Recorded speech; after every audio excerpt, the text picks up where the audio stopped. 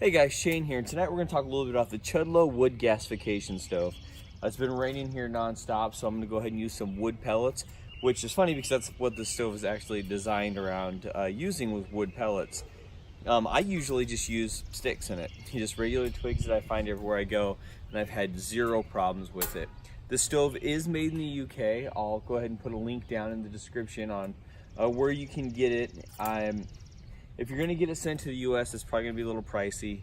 I know it was for me, but when I saw this stove, it was something that I personally knew that I wanted to have and add to my stove collection. So let me get into it really quick. It basically has two chambers right here. You have your outer chamber and your inner chamber here. And once you put them together, they're really simple. They just slide right together. I have a video on YouTube, which I'll go ahead and just put the link down in the description for this. So basically you just put these together like that and it makes a little castle, which is really cool. And let me pick up this other part right here. Then you have this, basically like a cap that will close this and it'll help you with your gasification process. So I'll put this on and I'll bring you guys down here and we'll take a better look at it. We'll just grab this here and this just goes up here on the top. Like that, and that completes the whole setup. Really cool. It looks like a castle. I mean, I think it's neat. It did come with these little stakes that if you wanted, you could put the stakes along the side on the bottoms here. Put the other one over here.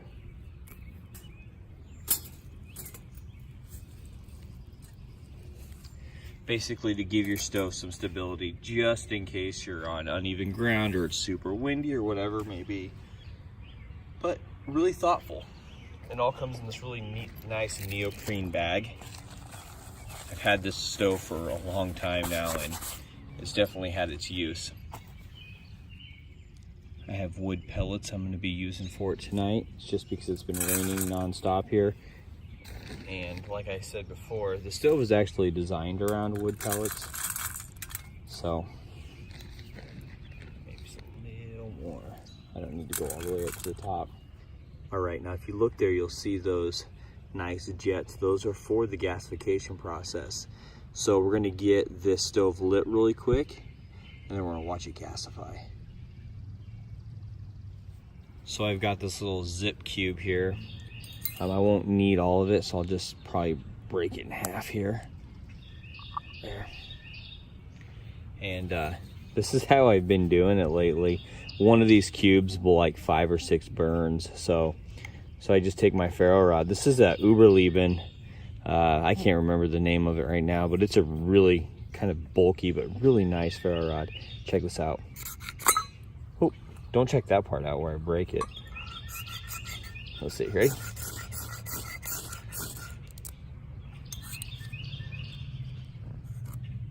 Pretty cool, huh? Oh, there's a little piece that broke off. That's right, it wasn't a glorious light. That was a one take right there. I'm gonna use this stick. I'm gonna push it over.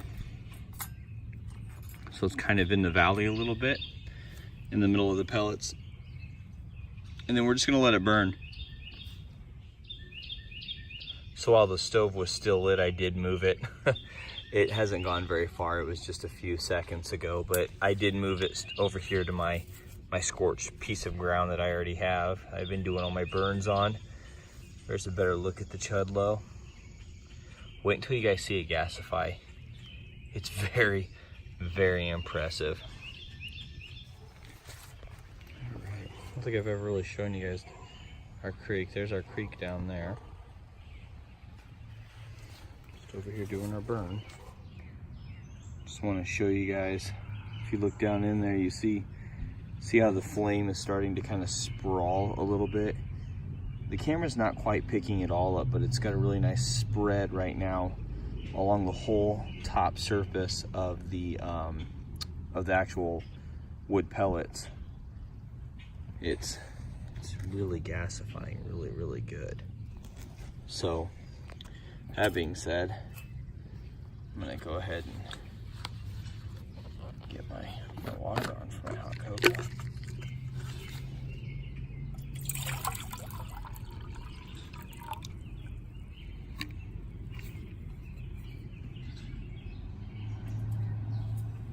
I'm excited to see how it's gonna hug this pot also.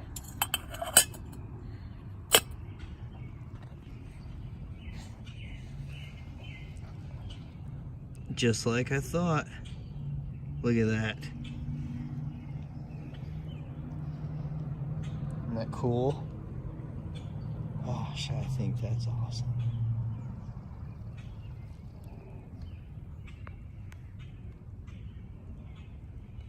So I'll tell you a funny little story about this Chudlow stove. When I had seen this stove, I knew I wanted to have it because it was a flat pack gasification stove, and that's a rarity, if not unheard of, especially at the time that I got this. So I got in contact with the maker, set everything up, and had the stove sent to me. It was just kind of a risky situation having such a heavy item, you know, mailed all the way to America from the UK, but we thought we'd give it a shot. And when the package arrived, there was a hole in the package and there was no stove.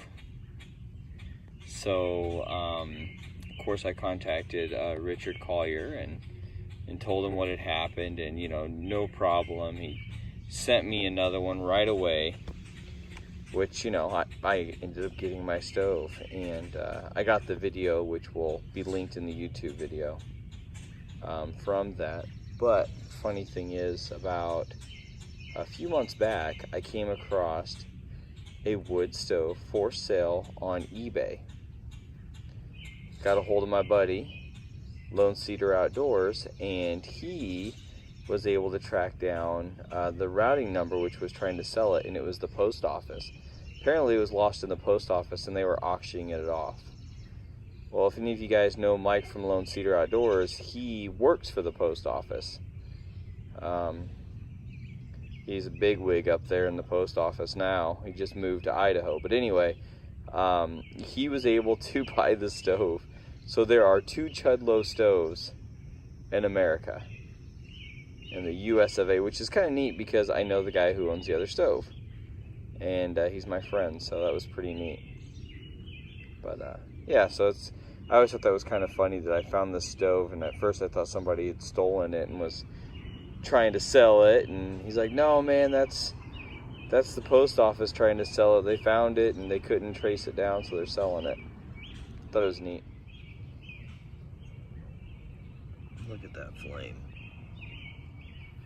So according to the website Woodland Bushcraft and Survival, where the stove is available at, it says once fully loaded, the stove will burn up to an hour. And you just saw that the lid shake a little bit there. My water is definitely bubbling. So I'm gonna go ahead and pull this off of here. And I want you guys to see how much wood is still left in here. Ready for this? It's still full. So I filled this almost all the way full. This stove right here, with taking, man, I don't know, maybe an Nalgene bottle full of wood pellets, it would keep them protected. You could probably burn for a very, very long time. Wow. Well, I mean, at least I've got a really nice little fire pit out here right now.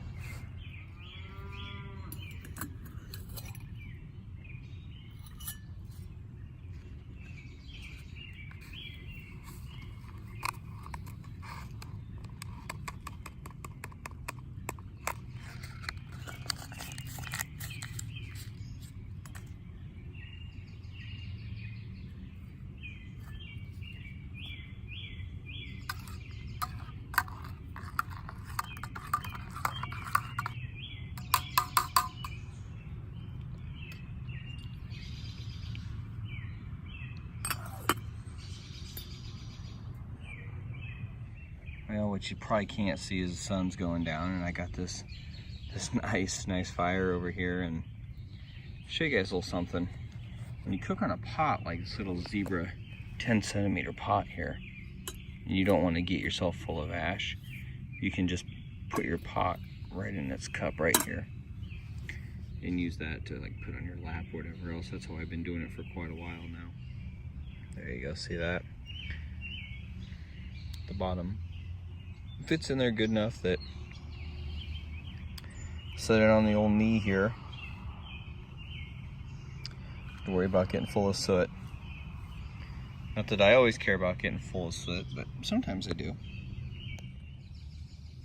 So everybody, I was recently told by a follower a subscriber, that I've forgotten my ways. I had done some videos with some food and I didn't do the first bite rule. Now how can I forget to do the first bite rule? I created that so many years ago. You go through all the work, you prepare the food, you cook the food, you record it. It's not that easy to do, especially in the daylight. Taking video of a campfire or food at night is super easy. In the daytime, not so much. You know, just smoke and anyway. So you go through all that work, so you know, you celebrate with showing the first bite rule. It's like your claim to fame, your victory, but I didn't have any food tonight. So I do have a drink, so I'm gonna do my first drink rule tonight. Ooh, that's good. Nice and hot. And it's like so hot I can't gulp it, so I have to do like this, the slurp where it's like almost sweet with the air bubbles. That's good stuff. So I'm gonna sit here and I'm going to enjoy my little Chudlow campfire for the evening. And I want to thank you guys for coming along and hanging out while I just do another little quick stove video. So I used to do this show on YouTube, a series really on my channel called Stove Talk. People have been asking for me to bring it back. So I think these little stove clips that I've brought back, I'll be calling Stove Talk. And I can't record these live because I don't live in the city. And where I'm at over here on this side of my property, I don't have Wi-Fi. I'm away from my shop. I'm away from my barn. So I can't do the live feed anymore. But if you guys have any questions or you guys want to see me use a stove or anything like that, just ask away. Let me know. I'm not going to do the over-edited videos anymore. They're fun, but they're not me. And I really just enjoy doing this stuff.